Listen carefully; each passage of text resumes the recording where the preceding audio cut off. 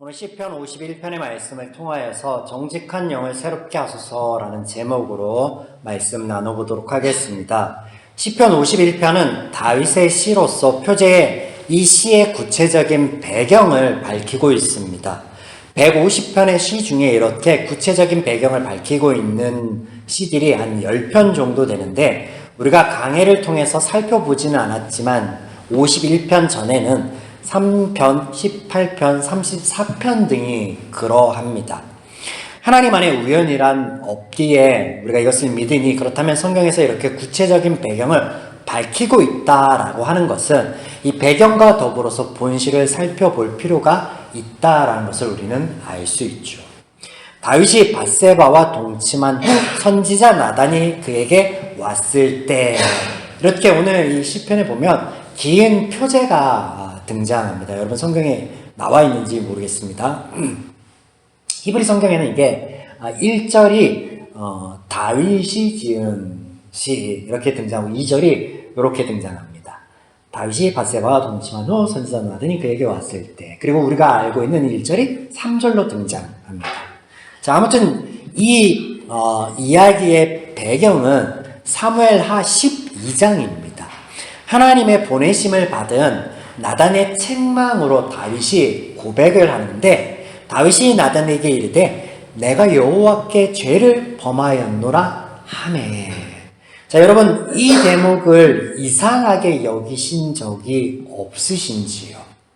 지금 다윗이 죄를 하나님께 지은 것이 맞는가요? 아니면 밧세바나 우리아에게 그가 죄를 지은 것인가요? 오늘 본문에도 이렇게 기록하고 있습니다. 4절에 보면 내가 주께만 범죄하여 주의 목전에 악을 행하였사오니. 2007년에 개봉한 영화 밀양에서는요, 죄와 용서라는 인생의 문제를 아주 심도 있게 다루고 있습니다. 영화를 보셨는지 모르겠으나 영화 속의 주인공은 유괴로 인하여 아들을 잃고 그 마음의 상처를 교회를 다니면서 어느 정도 치료를 받습니다. 그리고 어느 날 그 마음에 치유된 상처에서 이 유괴범, 아이를 상하게 하였던 이 범죄자를 용서하기 위해서 교도소로 찾아갔다가 오히려 심한 정신적인 충격을 받고 믿음을 잃어버리게 됩니다. 요지는 이렇습니다. 나는 용서한 적이 없는데, 난 지금 용서하러 갔는데 그는 이미 저 파렴치한 죄는 이미 신께 용서받았다라고 한다. 그래서 너무나 평안하다. 어찌 이럴 수 있느냐. 나는 지옥과 같은 나날을 보냈는데. 영화의 내용이 그렇습니다. 다시 한번 묻겠습니다, 여러분. 다윗이 하나님께 죄를 지은 게 맞는가요? 아니면 우리아나 밧세바에게 죄를 지은 것일까요? 오늘 51편의 말씀을 통하여 하나님께서 우리에게 말씀하여 주시는 것을 듣고 이 문제를 한번 저와 여러분이 풀어보면 좋을 것 같습니다. 다시 배경이 되는 사무엘서로 한번 넘어가도록 하겠습니다. 다윗은 선지자 나단의 책망에 자신의 잘못을 인정합니다. 반면 다윗의 전대 왕인 사울의 이야기를 잠깐 떠올려 보면, 사울은 사무엘의 책망에 변명을 길게 늘어놓는 모습을 보입니다. 여기서 다윗과 사울을 비교하여 참된 회개에는 용서와 변화의 삶으로 이끈다라는 말씀을 종종 들어보셨을 것입니다. 맞는 말이나 또 틀린 말이기도 합니다. 로마서 5장을 보시면 우리가 아직 죄인 되었을 때 우리를 위하여 그리스도가 죽으심으로 하나님의 사랑을 확증하셨다라고 기록하고 있습니다.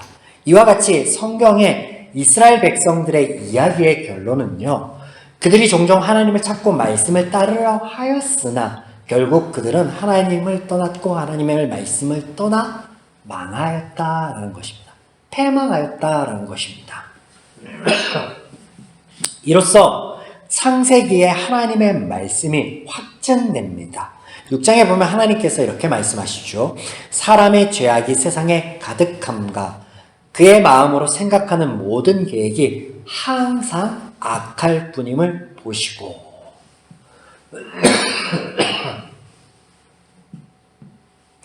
죄인에게 회개라는 표현은요, 가당치 않습니다. 저와 여러분은 다르죠. 오늘 종료주일이자 고난주간의 시작이 되는 날인데 2000년 전 하나님께서 십자가 위에 저와 여러분의 죄 문제를 해결하여 주셨기에 우리는 해결하는 걸 할 수 있습니다. 할 수 있는 힘을 주셨어요. 그러나 다윗과 사울의 이야기에서 그들에게는 이것을 찾고자 한다면 그 기준이, 그 출발점이 처음부터 잘못되었다라는 것을 말씀드립니다. 사울과 다윗, 이렇게 사람의 행위의 그 기준을 두고 성경 이야기를 보다 보면 하나님이 이상해지십니다. 무슨 말인가 하면 모든 사람이 죄인입니다. 죄를 지을 수밖에 없습니다. 그런데 마음에 품는 모든 것들을, 그 악함을 아시는 하나님께서 그들을 대우하는데 차이를 보이신다는 거예요. 다윗을 대할 때와 사울을 대할 때 차이가 있다는 거예요. 오늘 말씀에서도 모든 사람이 죄인이며 이것을 하나님께서 아신다라는 동일한 표현이 등장합니다. 5절에 내가 죄악 중에서 출생하였음이며 어머니가 죄 중에서 나를 잉태한다이다. 그러니까 그 시작부터 삶의 모든 여정이 죄 가운데 있다라는 것을 확증하고 있죠. 때문에 우리가 아직 죄인 되었을 그때, 회개하지 않았을 그때 하나님께서 당신의 사랑의 확증을 위하여 십자가를 지셨다라고 로마서 5장에서 말씀하시는 겁니다. 그래서 하나님이 왜 누구는 용서하시고 누구는 벌하셨는가라는 이런 질문이 등장하는 것 자체가 첫 단추를 잘못 끼웠기 때문에 그렇죠. 다시 한번 물어볼까요? 왜 사울에게서는 왕위를 빼앗았으나 다윗에게는 용서하여 주셨으며 그에게는 빼앗기지 않게 하였는가, 왕위를? 조금 더 나아가 다윗의 회개는 무엇이었을까요? 그의 회개는 그에게서부터 비롯된 것일까요? 아니면 하나님의 은혜의 역사였을까요? 앞서 죄인의 한계에 대하여 말씀드렸던 것을 한번 떠올려 보십시오. 그러면 답은 명확해질 것입니다. 사실 앞에 제가 언급한 말, 사울은 벌을 받았고 다윗은 용서받았다라는 이 말도 엄밀히 말하자면 맞지 않는 말입니다. 사울은 죽기 전까지, 그것도 하나님께서 전쟁에 나가면 패할 것이다 라고 말씀하심으로 그의 죽음을 막으셨는데 그가 스스로 하나님의 말씀을 듣지 않고 나아가 죽기 전까지는 여전히 그는 이스라엘의 왕이었습니다. 하나님께서 그에게서 뺏어서 다윗에게 주신 적이 없습니다. 삶의 현실이 그렇습니다. 또 다윗도 마찬가지죠. 그가 죄를 지음으로 아들의 반역을 불러오고 밧세바가 낳은 첫 아이는 죽게 됩니다. 죄의 결과가 분명히 양쪽 다 있었습니다. 그러나 정의하기가 애매하고 모호합니다.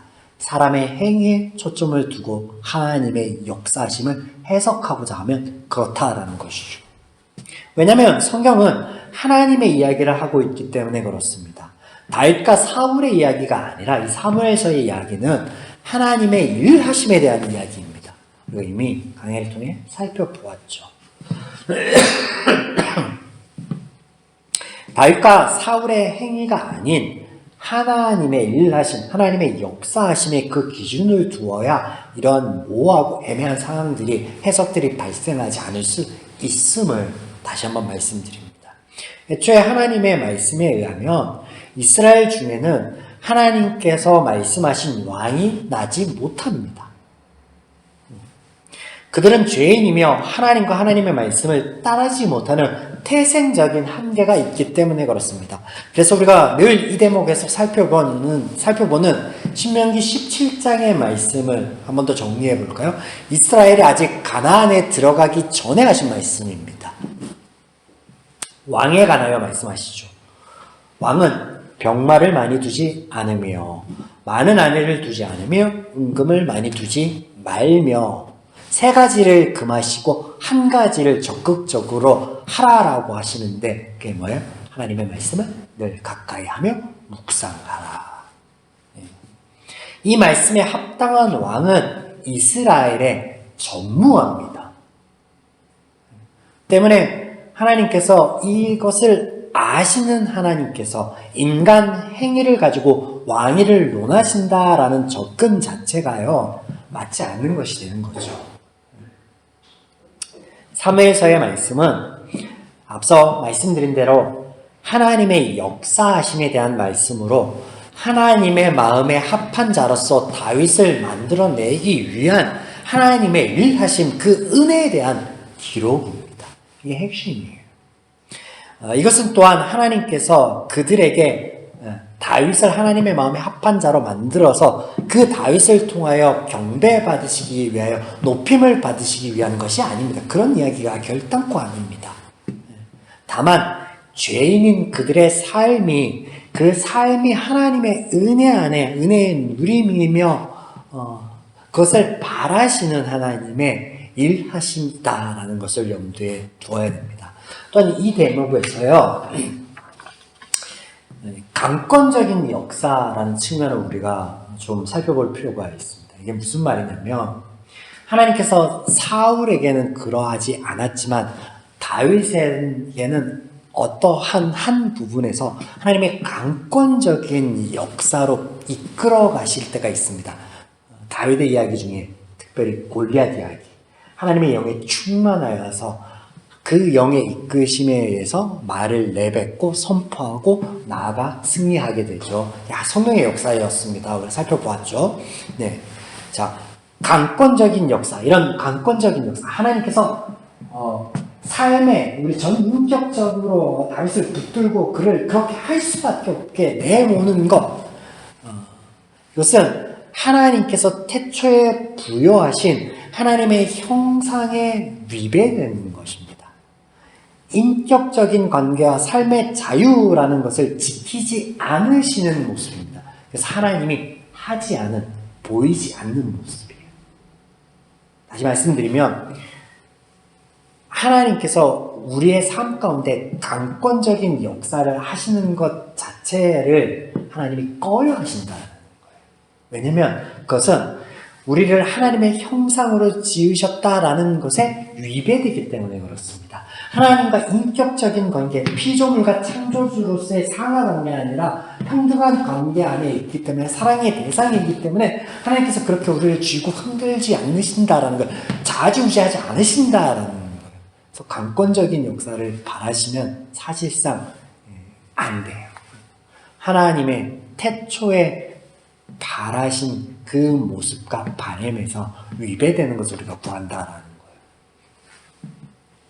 근데 다윗의 경우에는 그런 모습이 종종 등장합니다. 왜? 그가 하나님의 마음에 합한 자로서 세움받게 하시기 위해서. 왜 그러냐라는 걸 주목해 볼 필요가 있죠. 그래야만 죄인인 그가 살 수 있기 때문에 그렇습니다. 죄인을 위하여 애쓰시고 역사하고 계신 하나님을 우리에게 그 하나님의 역사심과 그 하나님의 마음을 통해하고 하는 우리를 향한 그 애쓰시는 마음을 우리에게 가르쳐 주시기 위해, 보여주시기 위해, 알려주시기 위해 그렇게 하셨다라는 거예요. 원래는 하나님이 원치는 않으시나. 네. 자, 오늘 본문을 보시겠습니다. 2절과 3절.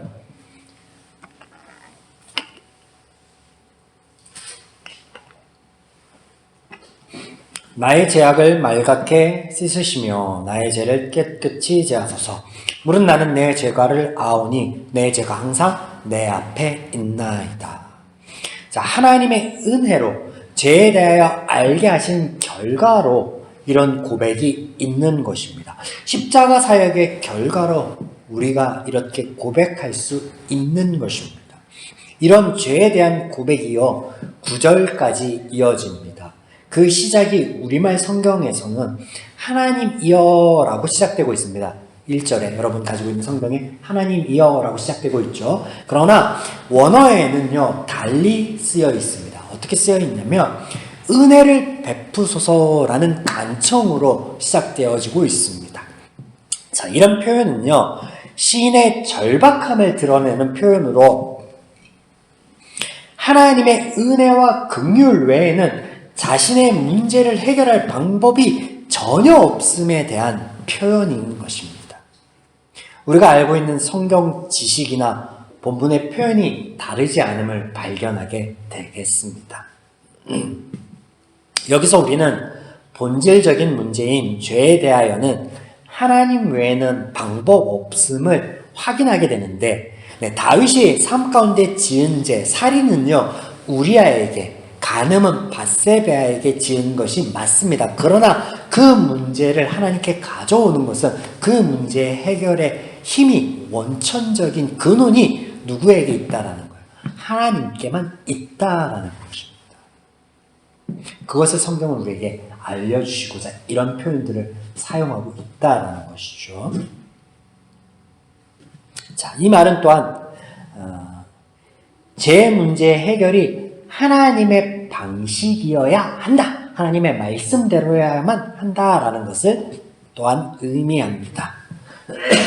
때문에 이후의 말씀들을 보시면 다윗이 지은 죄에 대한 결자 해제의 방식으로 하나님께 기도하고 요청하는 것들이 등장하는데, 6절부터 보시면 이런 것이에요. 지혜를 가르치소서, 나를 정결하게 하소서, 내 안에 정직한 영을 새롭게 하소서, 주의 성령을 거두지 마시고 구원의 즐거움을 회복시켜 주소서. 네. 밧세바를 위로하여 주시옵소서, 우리아의 가족들을 위로하시고 내가 그들을 선하게 대할 수 있게 할, 그런 게 아니라 하나님께 구하는 게 뭐예요? 지혜를 주소서, 정결하게 하여 주소서, 정직한 영을 새롭게 하여 주소서, 이런 것들을 요청하고 있다는 거예요. 자, 하나씩 한번 살펴보도록 하겠습니다. 6절에 보소서, 주께서는 중심이 진실함을 원하시오니 내게 지혜를 은밀히 가르치시리이다. 6절에서는 하나님 앞에 거짓이 없는 진실됨으로 나아갈 수 있는 방편에 대해서 말씀하시는데, 하나님의 지혜에 대해서 말씀하시는 거예요. 그래서 성경이에요, 성경. 성경을 통해야만, 하나님의 말씀을 통해야만 하나님에 대해서 알 수 있고 죄에 대해서 알 수 있음에 대해서 이렇게 천명하고 있습니다. 하나님의 말씀 안에서 죄의 본질을 보게 될 때 그 시작을 통하여 정결함이나 우리의 마음의 변화나 삶의 변화로 이어질 수 있음에 대해서 말씀하시는 거예요. 십자가에서 우리에게 베푸신 그 은혜가 무엇인지 비로소 알게 됩니다. 말씀을 통해서. 자, 10절. 하나님이여 내 속에 정한 마음을 창조하시고 내 안에 정직한 영을 새롭게 하소서. 내 속에 정한 마음을 창조하시고, 여기 정한은 흠이 없이 깨끗한 순수한이라는 뜻입니다. 그리고 마음은 속사람, 의지입니다.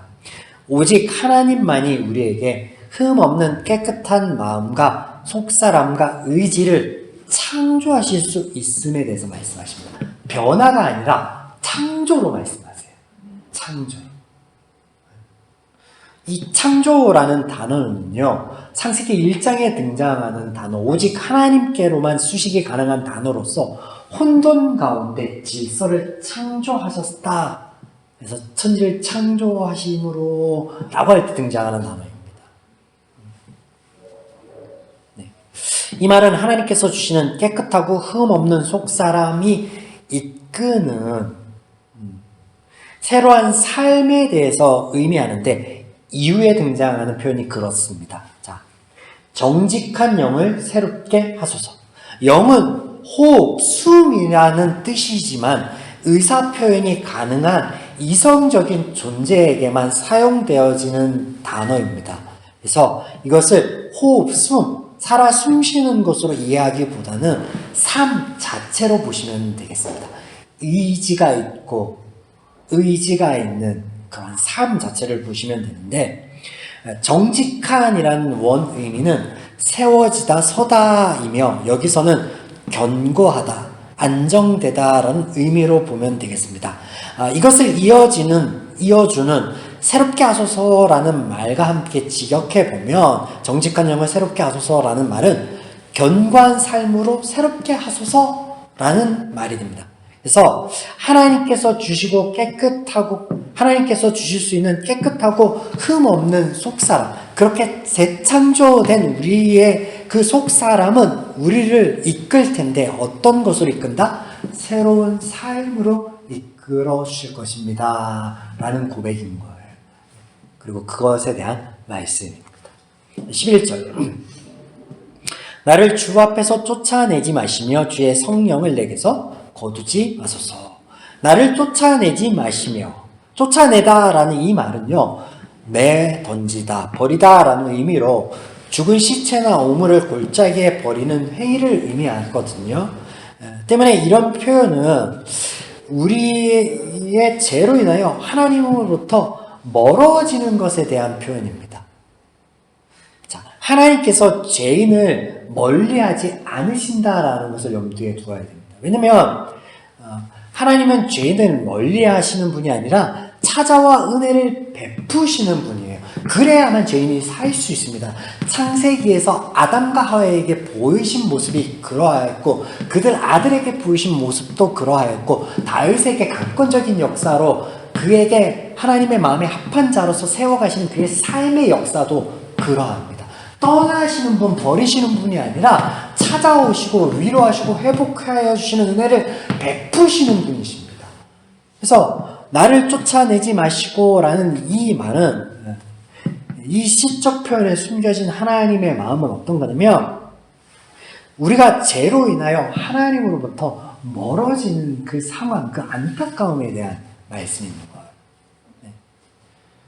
이후에 등장하는 성령을 거두지 마소서. 자, 이 표현은요, 사무엘상 10장 이후에 등장하는 이야기와 함께 이해해 보면 좋을 것 같습니다. 10장에 어떤 이야기가 등장하냐면 사울에게 하나님의 영의 감동이 있습니다. 그래서 그가 예언을 하기도 합니다. 그런데 그 이후의 이야기를 보면 그런 그가 하나님으로부터 등지고 하나님을 멀리하였을 때 성령이 떠나가고 그 자리에 어떤 게 들어오냐면 악령이 들어옵니다. 그래서 그 삶에 괴로움이 찾아오는 것을 우리가 보게 되는데 그런 이해를 하면 좋을 것 같아요. 자, 우리 눈에 보이지 않는 하나님의 영이 우리 가운데 어떻게 거하고 계신지, 어떤 것이 충만한 것인지 어떻게 구별해 볼 수 있겠습니까?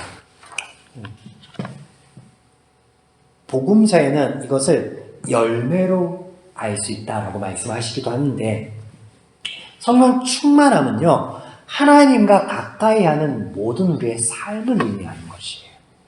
말씀, 기도, 예배 등을 포함한 모든 하나님과의 교제의 시간입니다. 우리가 그 교제의 시간이 우리 삶 가운데 많으면 많을수록 성령 충만한 것이고 그렇지 않으면 하나님의 영이 우리에게서 떠나가고 있는 상황이에요. 우리가 죄에 더 가까워지고 있는 상황이다라는 거예요. 이게 이제 그 성경적인 표현, 시적인 표현으로 이렇게 등장하고 있는 거예요. 그래서 성령 충만함, 성령이 떠나지 않는 상태는요, 교제예요, 교제. 하나님의 말씀을 우리가 얼마나 더 가까이 하고 있는가, 우리가 충분하게 그것을 묵상하고 있는가.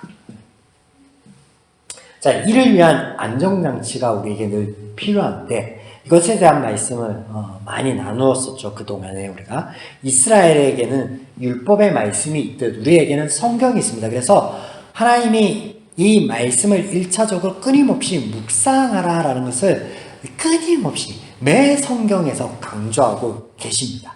또 제사와 절기가 이스라엘에게 안정장치로 있었다면 우리에게는요, 오늘 이 교회 공동체가 있습니다. 이 안에서 끊임없이 하나님에 대해서 또 죄에 대해서 우리가 고민하고 나누고 돌아볼 수 있죠. 자, 관련하여 본문 말씀을 함께 보면 좋을 것 같은 게 있습니다. 16절, 17절.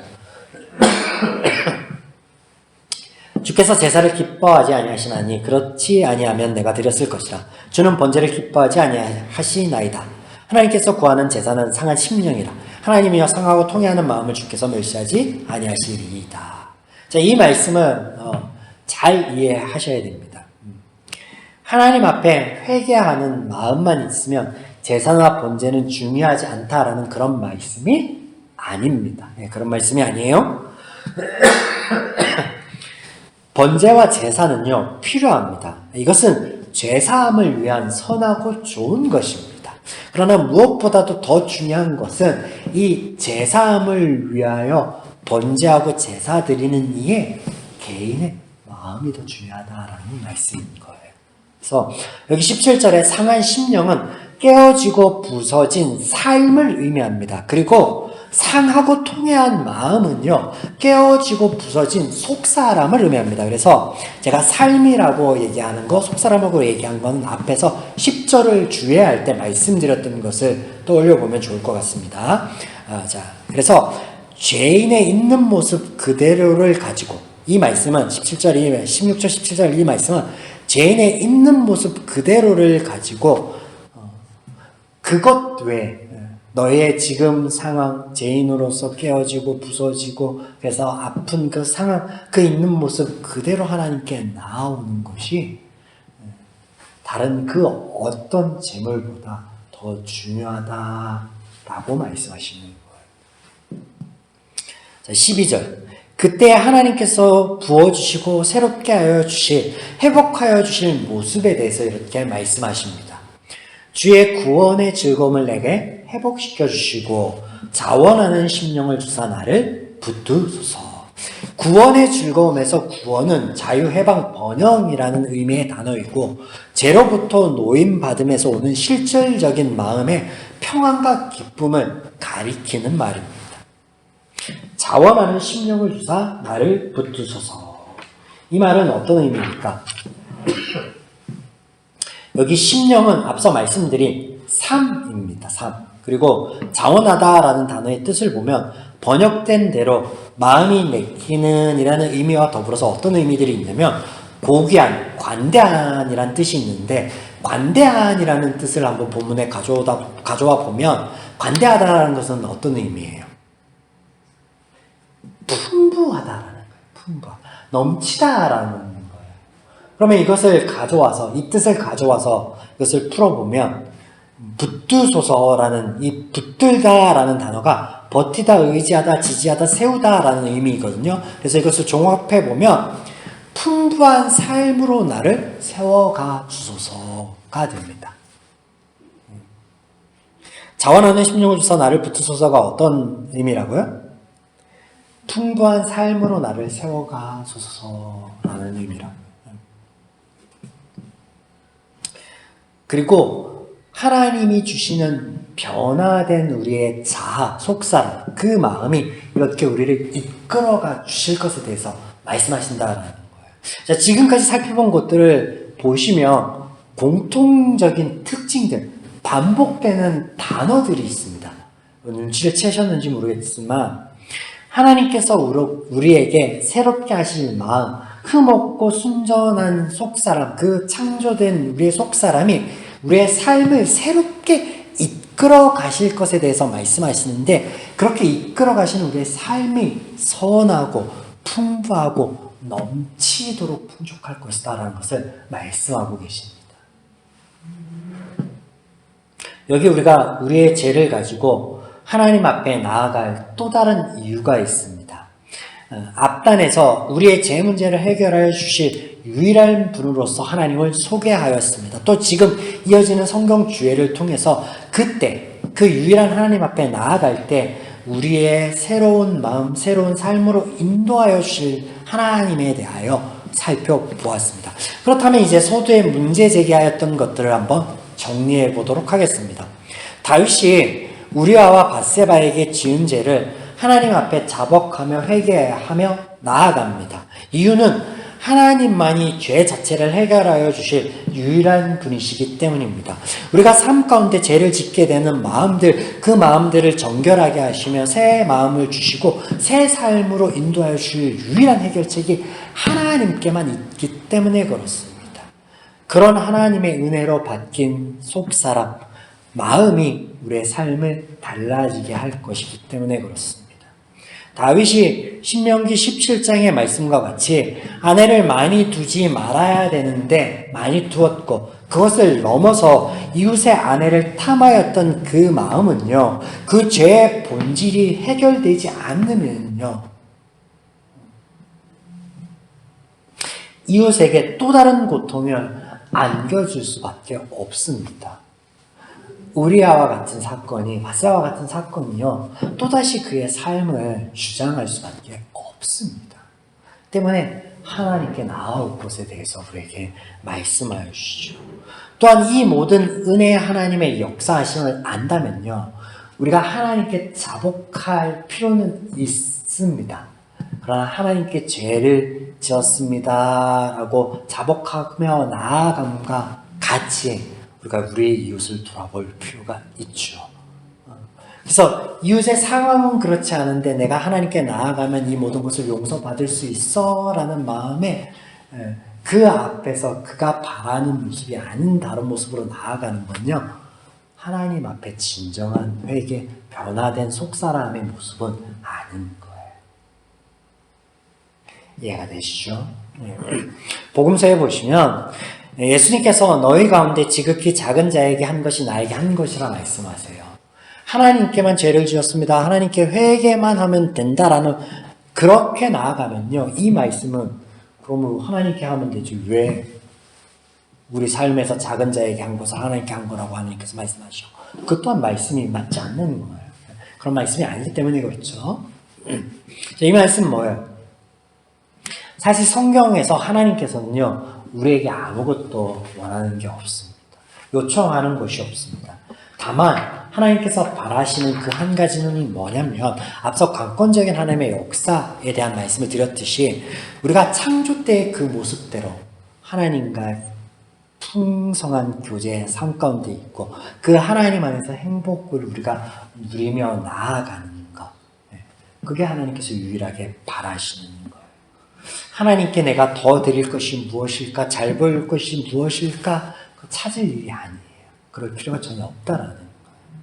하나님이 주시는 마음 안에서 우상을 섬기지 않는 것, 나를 사랑하고 이웃을 사랑하는 것, 그것으로 족하다.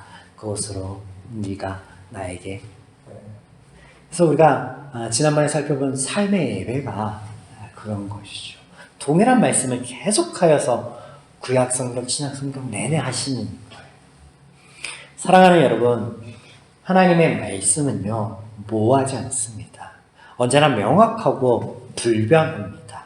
이런 하나님의 말씀을 가까이 함으로 신앙의 공동체 안에서 풍성한 교제로 날마다 성령을 소멸치 않으며 그 구원의 기쁨을 이웃과 더불어서 누려나아가는 저와 여러분이 이를 주님의 이름으로 간절히 축원드립니다. 아멘.